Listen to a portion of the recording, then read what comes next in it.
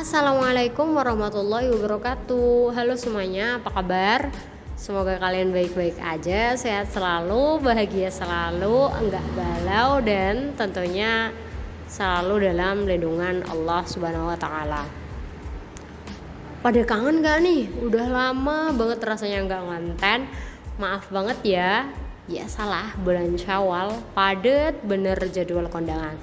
Tapi pada podcast kali ini akan seru banget karena aku bakal share ke kalian bagaimana cara aku membuat hafalan baru.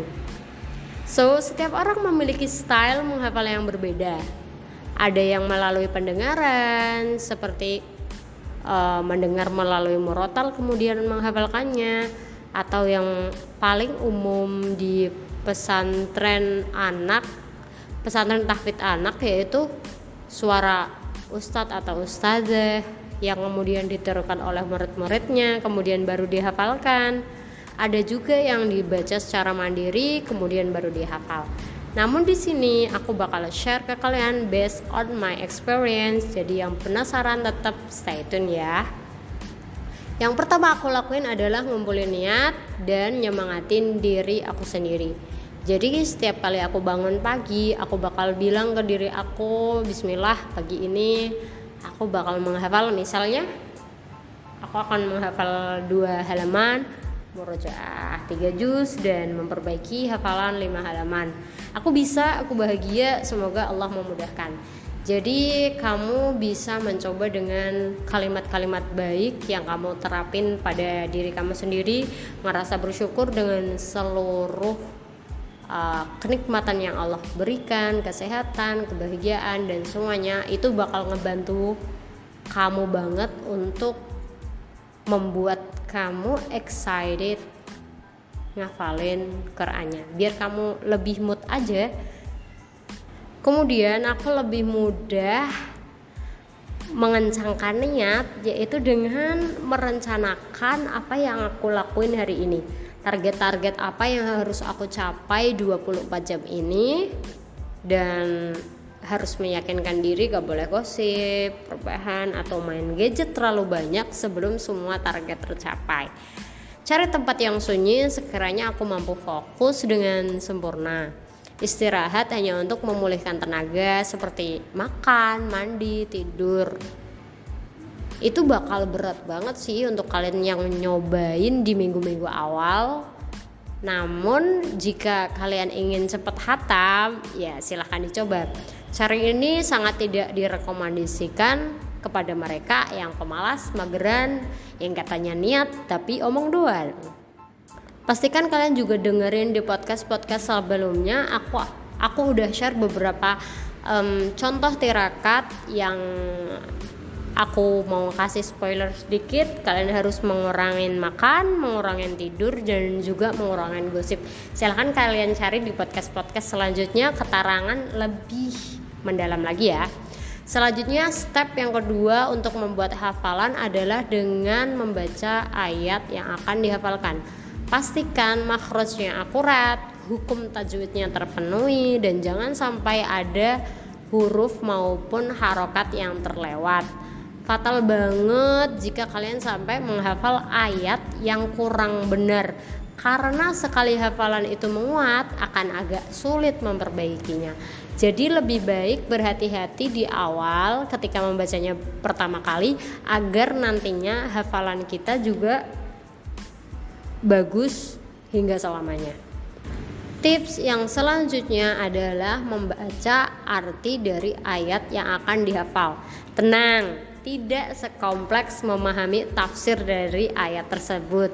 Namun cukuplah dengan kamu memahami garis besar ayat yang akan kamu hafal.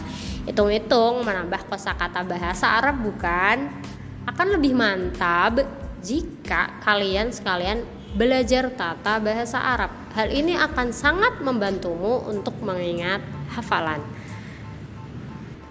Selanjutnya adalah menghafalkan sesuai kemampuan. Tadi kan udah dipelajari apa arti dari ayat yang ingin dihafalkan ya. Contoh, dzalikal kitabu la raiba fihi hudal lil muttaqin, yang artinya kitab ini tiada keraguan padanya, petunjuk bagi mereka yang bertakwa. Kita bisa membagi dari frasa kitab ini, dzalikal kitabu, kamu hafalin mulai dzalikal kitabu sampai nempel di kepala. Jika kamu sudah hafal, lanjut ke frasa selanjutnya yang bermakna tidak ada keraguan di dalamnya. La raiba fi.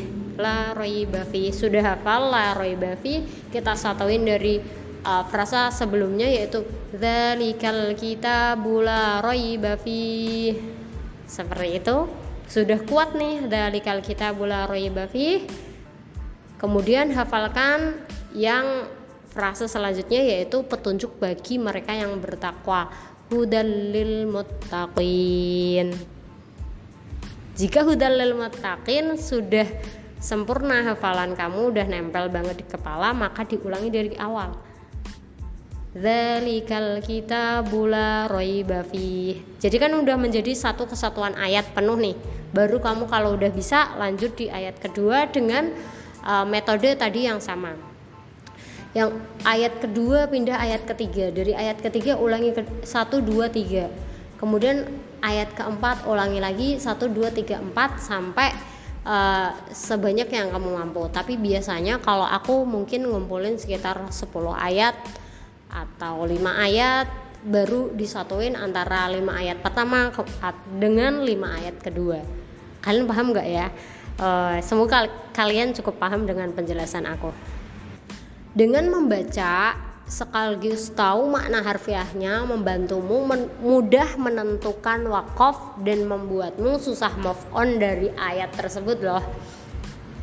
Selanjutnya step yang kelima adalah dengan mempersatukan hafalan. Misal kamu udah mencapai 20 halaman nih ya, kita hayalkan 20 halaman, yang artinya kamu udah dapat 1 juz. Tapi itu kayak hafalan yang masih terpecah-pecah karena kamu setiap hari nyetorinnya kan mungkin 2 halaman atau 1 halaman. Ini udah terkumpul 20 halaman, maka kamu bisa mengumpulkannya dengan memperbaiki hafalan 5 halaman atau istilahnya 1/4 juz. Nah 1/4 juz ini nanti kamu kumpulin jadi 1 kan, 1/4, kemudian di upgrade lagi kelancarannya menjadi setengah juz. Udah mampu nih baca setengah juzan dalam 1 juz itu, di upgrade lagi menjadi 1 juz. Nanti setelah utuh menjadi 1 juz, jadikanlah itu sebagai zikir keseharianmu. Istilahnya nanti kamu murojaahnya 1 juz itu, juz-juz yang kamu bisa itu, biar enggak cepat lupa, biar tetap terjaga sampai akhir hayat nanti.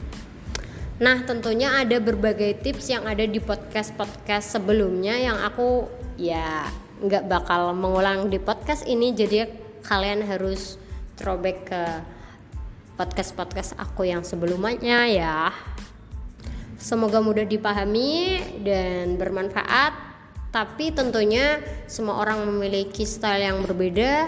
Ini aku cuma memberikan insight dari pengalaman aku, dan kamu tentunya paling tahu apa yang terbaik buat kamu. Kamu bisa mencoba berbagai style, ada juga yang menggunakan style membaca 40 kali atau banyak hal lainnya yang kamu bisa research dari sumber-sumber yang lainnya. Semoga Allah memudahkanmu dan kamu harus tetap semangat. Semoga sukses. Wassalamualaikum warahmatullahi wabarakatuh. See you on next podcast. Bye bye.